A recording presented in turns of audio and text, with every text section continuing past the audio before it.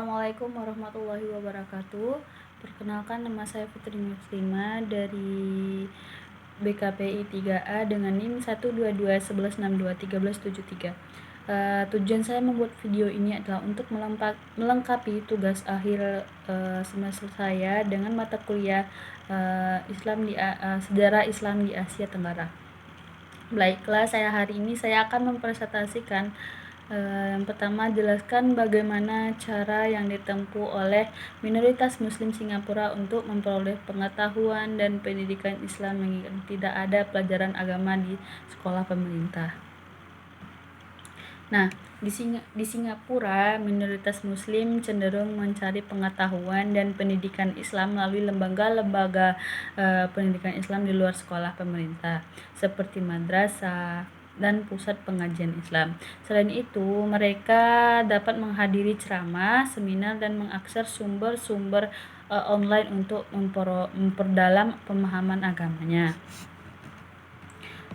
Selanjutnya, pertanyaan kedua, yaitu bila dilihat dari jumlah Muslim di Malaysia dan dibandingkan negara dengan jumlah Muslim di Indonesia, jumlah Muslim di Indonesia jauh lebih banyak secara kuantitas dari Muslim Malaysia. Namun citra dan nuansa Islam di Malaysia nampak lebih kuat. Jelaskan apa faktor-faktor yang menyebabkannya. Kenapa faktor-faktor yang mempengaruhi kenapa kuatnya citra Islam di Malaysia? Yang pertama yaitu kuatnya citra dan nuansa Islam di Malaysia dapat dipengaruhi oleh faktor sejarah, budaya, dan kebijakan pemerintah. Malaysia memiliki kebijakan pro-Islam dan mengintegrasikan nilai-nilai Islam dalam berbagai aspek kehidupan, termasuk pendidikan dan hukum. Ini dapat memperkuat identitas Islam di tengah masyarakat. Pertanyaan ketiga yaitu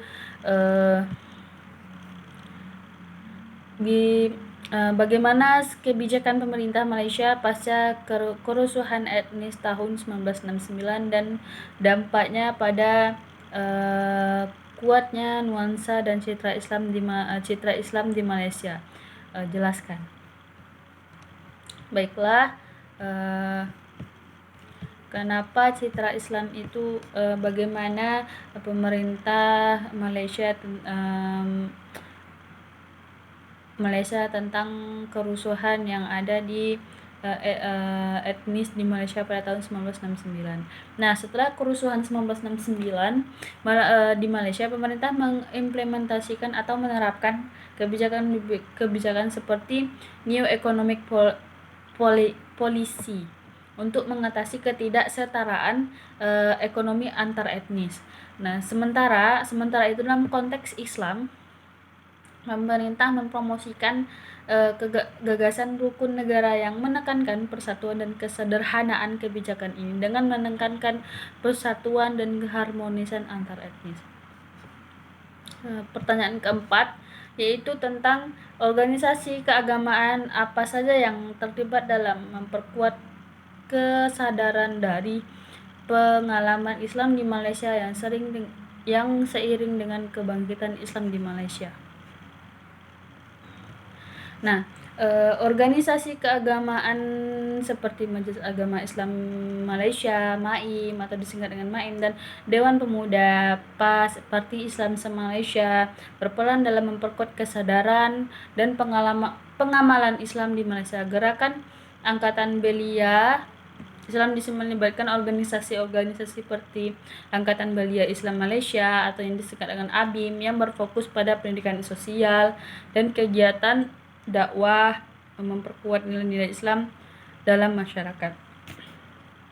Mungkin sekian presentasi saya tentang sejarah Islam di Asia Tenggara.